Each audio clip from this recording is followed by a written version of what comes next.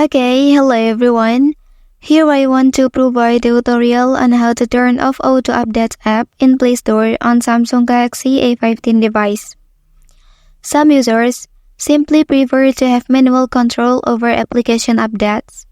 They may enjoy the process of manually updating apps, reviewing the changes, and being more involved in managing their device software. Okay, and then how to do that on this device?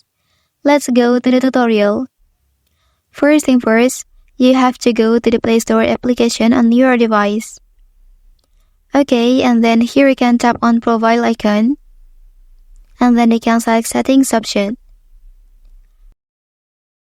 Okay, and then in this page, you can select Network Preferences. And then you can click on the second option.